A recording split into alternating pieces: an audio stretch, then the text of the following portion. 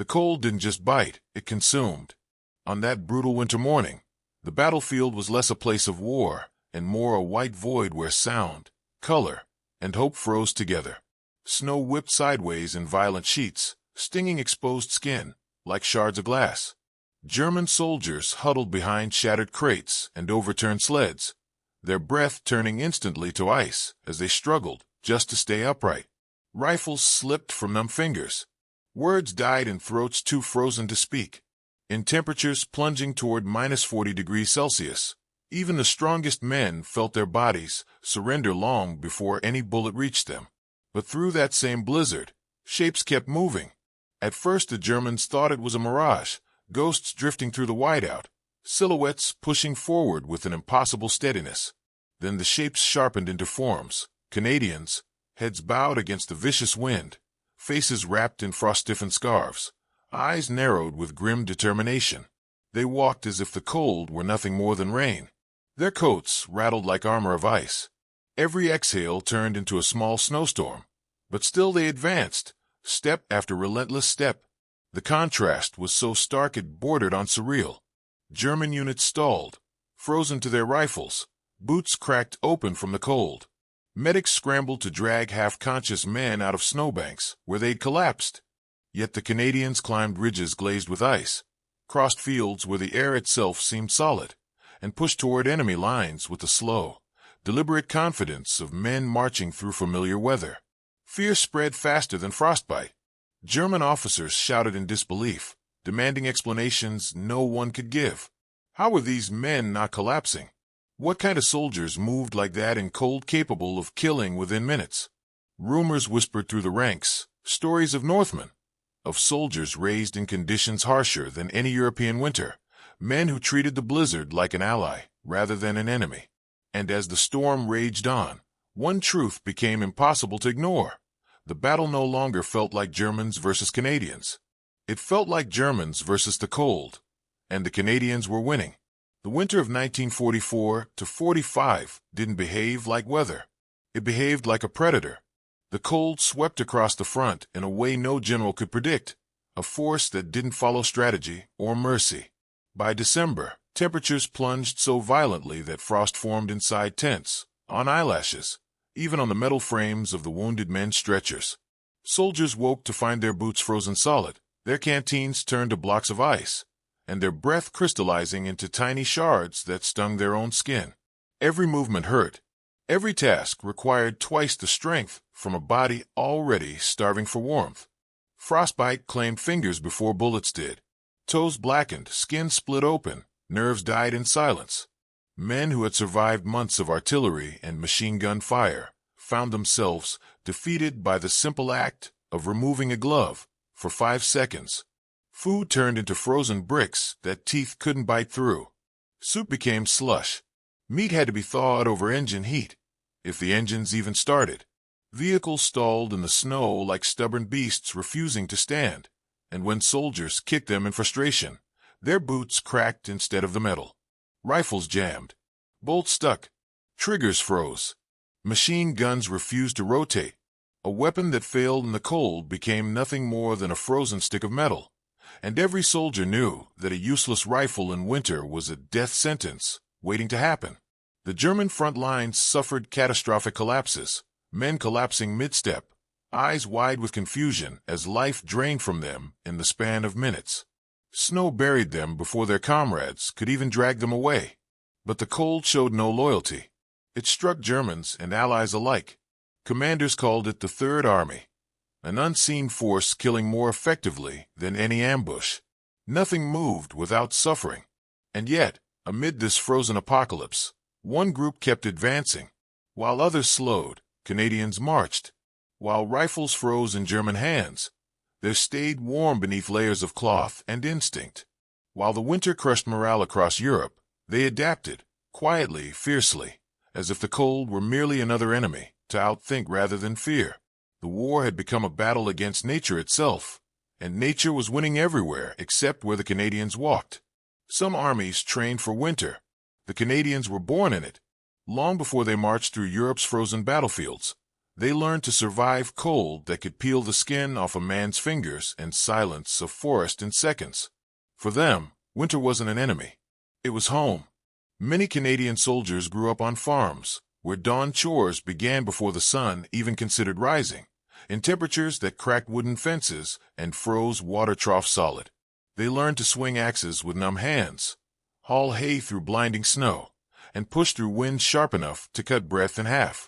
A boy who couldn't withstand the cold simply didn't last long outside. Those who did became the kind of men who shrugged at frostbite the way others shrugged at rain. Hunting seasons gave them their earliest lessons in stillness, real stillness, the kind required when the temperature dipped so low that every exhale risked revealing your position. They learned to wrap rifles in cloth, to keep metal from freezing to bare skin. They memorized how snow muffled or amplified sounds. They understood the meaning of snow color, snow weight, snow texture, knowledge European soldiers never imagined mattered until it was too late. Ice storms taught patience. Blizzards taught caution. Frozen lakes taught respect for unseen dangers. And harsh prairie winds taught them a rhythm of movement that wasted no energy, wasted no heat, wasted no breath. These weren't skills learned in barracks or manuals. They were embedded in muscle memory from childhood. So when other armies faced the winter of 1944 to 45 with dread, Canadians faced it with familiarity. They layered clothing instinctively, wool closest to skin, canvas outside, snow-packed scarves around the face. They slept with rifles to keep them warm. They used body heat to thaw frozen parts. They dug shelters that blended into drifts as naturally as burrows. Germans watched in disbelief as Canadians marched through storms that immobilized entire units. Men who had survived Russia claimed they'd never seen soldiers move so confidently through minus 40 degrees Celsius winds. Canadians joked bitterly that this wasn't even the worst winter they'd seen back home. On that frozen front, where the cold swallowed armies whole, the Canadians didn't just endure winter. They spoke its language. James Mercer always said he wasn't brave, just used to being cold. But the men who marched beside him knew better. They watched him walk through blizzards that bent trees sideways, watched frost cling to his eyelashes without slowing him, watched him move with the calm steadiness of someone who had spent his life negotiating with winter rather than fearing it. To them, James wasn't just another soldier. He was proof that some men were carved from harsher places. He came from a tiny farm tucked deep in northern Saskatchewan, where winters stretched so long they felt like an occupation of their own. As a boy, James trudged miles through drifts taller than fences just to feed the cattle. He chopped wood until his arms went numb, hauled water when the pump froze solid, and skated across frozen ponds so cold they sang under his boots. His mother used to joke that he learned to walk on snow before he learned to walk on grass. But James carried more than winter in him. He carried gentleness. He spoke softly, thought before he acted, and treated every living thing with a farmer's quiet respect. When neighbors' animals wandered off in storms, he was the one sent to find them. When younger kids lost mittens or boots, James offered his own without hesitation. Humility clung to him as naturally as breath. He never called himself strong, yet everyone else did. War didn't harden him. It awakened something deeper. When he volunteered, he wasn't chasing glory. He felt a duty to protect the kind of small, quiet lives he'd grown up with. But on the battlefield, soldiers mistook his calm for coldness. They didn't understand that James felt everything, fear, sorrow, the heaviness of killing, with painful clarity. He simply carried those emotions the way he carried winter, silently, steadily, without letting them break him. So when temperatures plummeted to minus 40 degrees Celsius and German units faltered, James moved forward with the slow, deliberate confidence of someone returning to familiar ground. The cold didn't frighten him. It centered him. Because for James Mercer, winter had never been an enemy. It had been his first teacher. The cold didn't just slow the German army, it dismantled it. Long before the Canadians appeared through the white haze, German soldiers were already fighting a losing battle against an enemy they couldn't shoot. At minus 40 degrees Celsius, metal turned brittle, engines groaned like dying animals, and every breath stung deep enough to feel like punishment. The war they had trained for was gone, What remained was a frozen nightmare swallowing their discipline piece by piece. Weapons jammed as oil thickened into sludge. Rifle bolts refused to budge, no matter how hard soldiers beat them against their knees. Machine gun belts froze into rigid chains. Even the tanks, symbols of Nazi power, sat motionless, their engines cracking under the cold like glass struck with a hammer. Men kicked their vehicles in frustration until the leather stiffened around their boots and the pain shot through numb toes. Nothing responded. Not the machines. Not their fingers. Not their hope. Morale collapsed faster than the machinery. Frostbite crept like an invisible disease, turning ears black, fingertips waxy, and feet into pulsing agony. Some soldiers screamed when their socks fused to their skin. Others went silent, staring blankly as their hands curled into claws they could no longer open. Medical tents overflowed, smelling of disinfectant and despair, doctors whispering that they couldn't save limbs already claimed by the cold. Hypothermia made strong men shiver until their minds fractured, their words slurring into nonsense. Commanders tried to bark orders through chattering teeth, but fear sat heavy in every shouted command. Maps tore like paper soaked in ice. Radios crackled uselessly. Entire units stalled, huddling behind snowbanks that offered no warmth, no shelter, just the illusion of safety. Some officers begged Berlin for reinforcements or winter gear that never arrived. Others simply stopped believing survival was possible. And as the cold tightened its grip, German soldiers began to understand a truth more terrifying than any Allied attack. The greatest threat on the battlefield wasn't the enemy. It was the winter itself, merciless, unrelenting, and utterly indifferent to rank, training, or pride. While German units fractured under its weight, the Canadians kept moving, and that contrast haunted every German survivor who saw it. The Canadians never treated the cold as an enemy, only as a force that demanded respect. While other armies cursed the winter, they worked with it, moving through the frozen landscape like men who had learned long ago that survival wasn't about strength, but rhythm. Every action had a purpose, every habit a quiet lesson carried from childhood into war. They breathed into scarves tucked tight around their mouths, letting warm air cycle back against their skin so frost wouldn't bite their lungs. The fabric grew stiff with ice, but it kept their breath steady, preventing the sharp agony that struck unprepared soldiers with every inhale. When the wind picked up, they angled their bodies automatically, turning just enough to avoid letting the gust cut straight into their chests. A trick learned from winters spent clearing snowdrifts before school. Sentries rotated every 6 minutes, no more. At minus 40 degrees Celsius, anything longer invited frostbite. A man would stand guard, boots planted firm, rifle raised, scanning the silent misery of the landscape.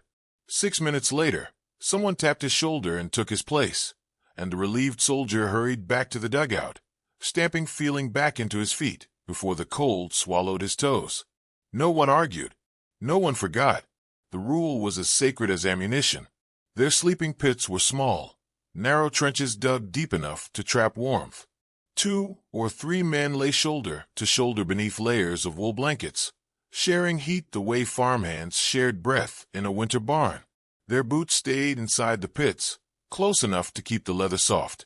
If boots froze, a man's mobility died with them. They rotated positions, someone always in the middle, someone always on the edge. Fairness mattered. Warmth mattered more. Rifled bolts were precious.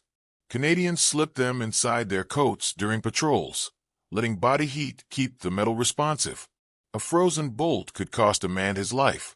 They wiped down their rifles constantly, using mittens instead of bare fingers to avoid ripping skin on cold steel.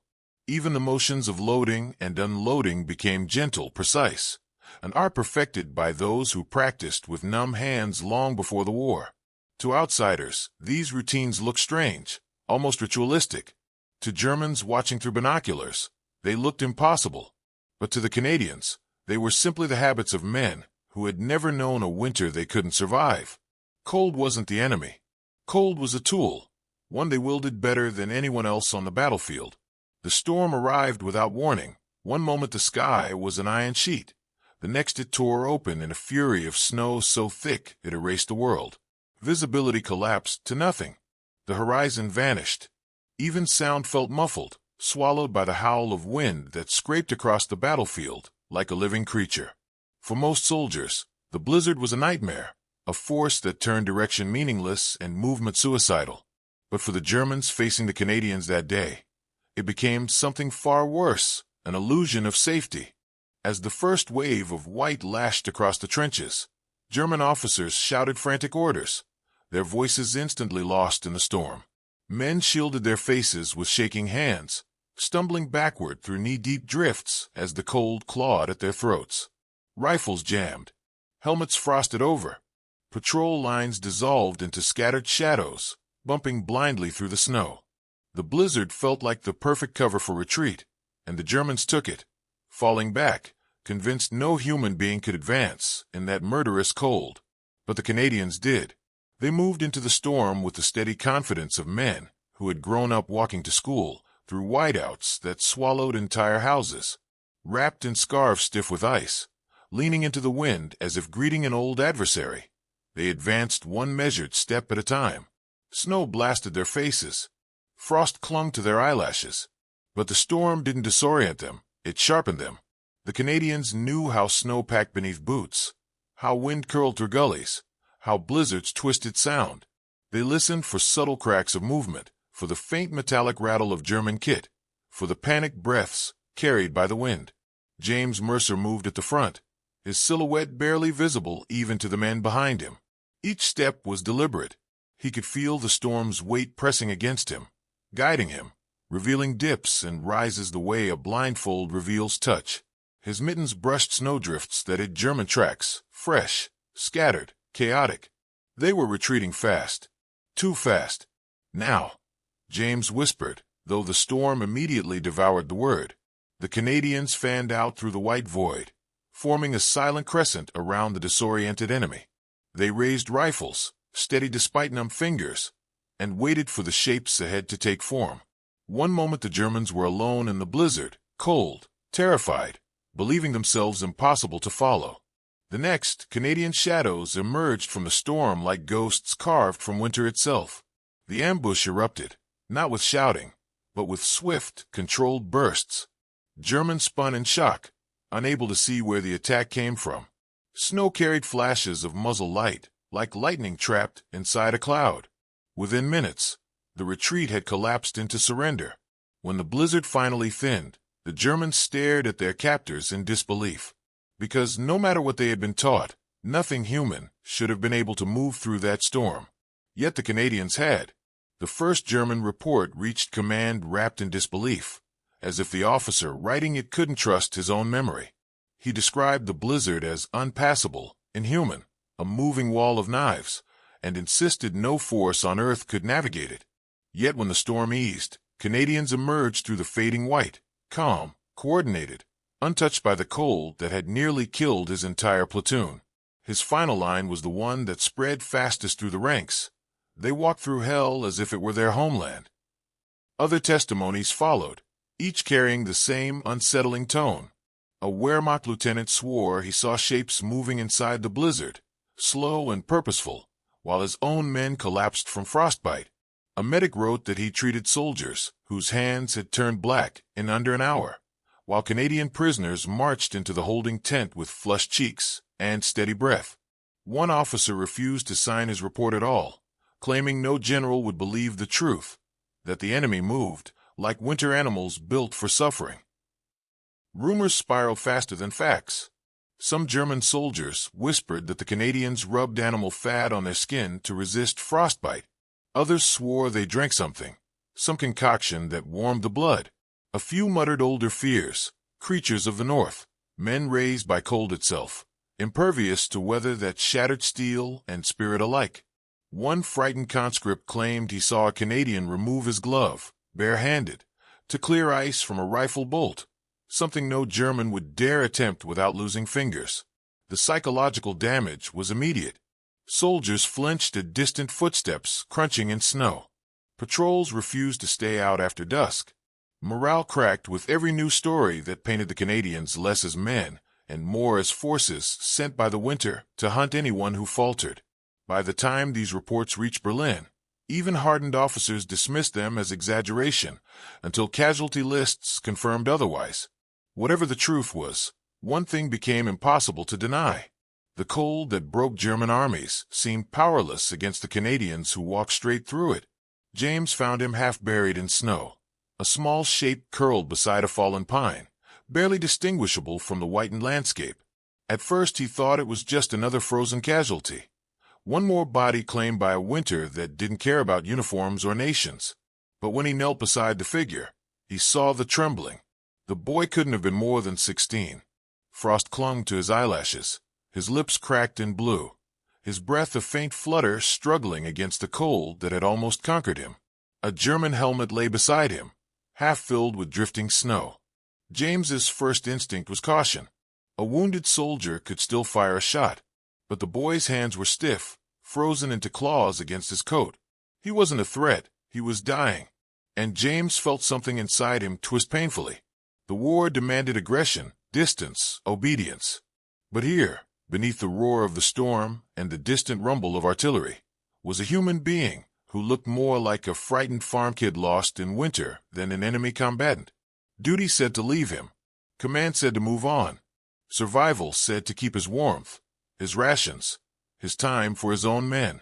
But his heart, the part shaped by cold mornings on the farm, by his mother's quiet insistence that kindness mattered even when no one saw it, refused to turn away.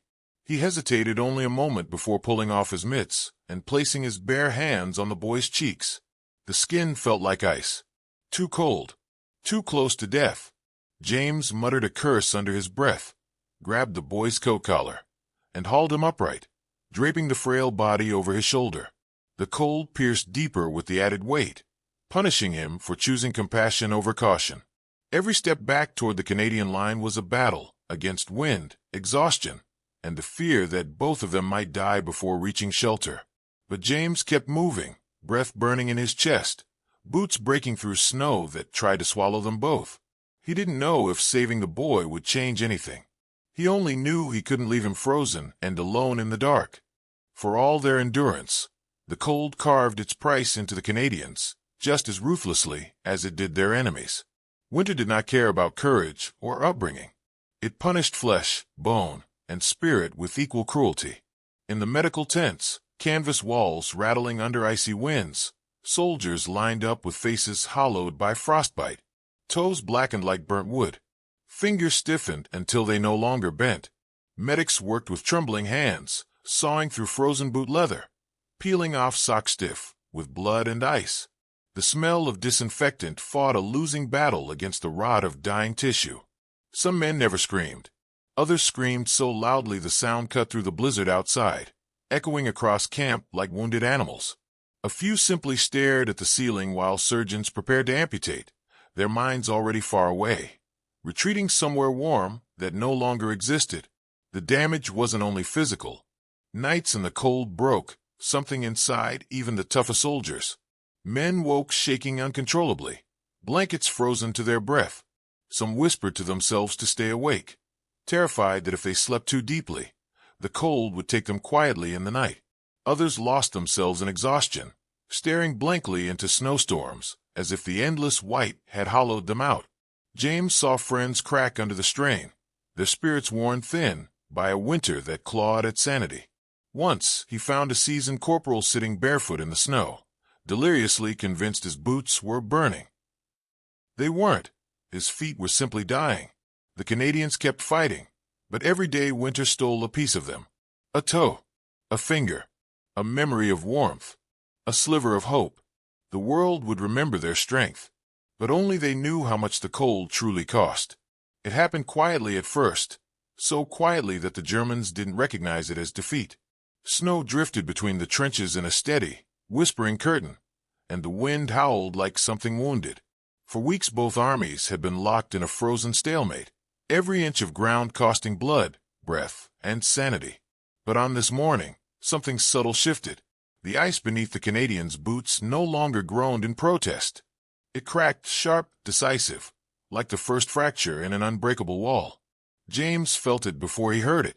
A tension in the air, a pressure beneath the snowpack, as though winter itself had grown tired of holding the world hostage. Around him, the Canadians pressed forward, their movements slow but relentless, breath steaming in ragged bursts. They weren't marching. They were pushing against a season that had nearly killed them. Across the battlefield, German lines trembled. Men huddled behind stalled vehicles, their rifles frozen, their will battered thin by endless cold. Commanders shouted orders no one had the strength to obey. Some soldiers dropped their weapons simply because their fingers no longer worked. Others stared across the white expanse in disbelief, watching the Canadians advance through conditions that had already broken them. And then the ice truly shattered. A section of the German front caved, not through violent assault, but through collapse. Frostbitten soldiers abandoned their posts. Machine gunners staggered back from their positions, hands too numb to reload. Trucks, locked in permafrost for days, were left where they stood. The line didn't retreat, it evaporated. James moved through the breach, boots crunching over ice that fractured like thin glass beneath him. For the first time in months, he felt something warm inside, a flicker of possibility, a hint that winter's grip was loosening. The blizzard had ruled the battlefield. Now, the Canadians were rewriting its terms. When the war ended and the snow finally melted, the truth surfaced not on battlefields, but in the paper graves of German archives. Buried between casualty lists and field reports were baffled testimonies, officers describing Canadian troops with a mixture of frustration, awe, and something close to fear. One commander wrote that the Canadians moved as if frost could not touch them, another that they advanced in temperatures that froze our rifles solid. Their words, meant to explain defeat, instead revealed respect they never dared express aloud. Historians studying those reports decades later were struck by the tone. These weren't the usual assessments of enemy strength. They were confessions, admissions that something in the Canadians defied logic. How men from farms, fishing towns, logging camps, and prairies could survive conditions that crushed seasoned Wehrmacht divisions. How they treated the cold not as a barrier, but as familiar ground. James Mercer's unit was mentioned more than once. Anonymous in victory, unforgettable in memory. Descriptions of ghost-like patrols in white, of soldiers who slept in holes carved from ice and emerged stronger, of men who walked through storms that blinded our scouts. The Germans hadn't understood it then, but the archives preserved their astonishment. For Canada, the legacy wasn't medals or speeches. It was something quieter, an acknowledgement that endurance can be a form of strength stronger than steel, that sometimes victory belongs not to the fastest or the fiercest, but to those who simply refuse to stop moving forward. Winter had tried to break them. Instead, it revealed them. And long after the last battlefield thawed, the world remembered one truth recorded even by their enemies. The cold never owned them. They were born for it,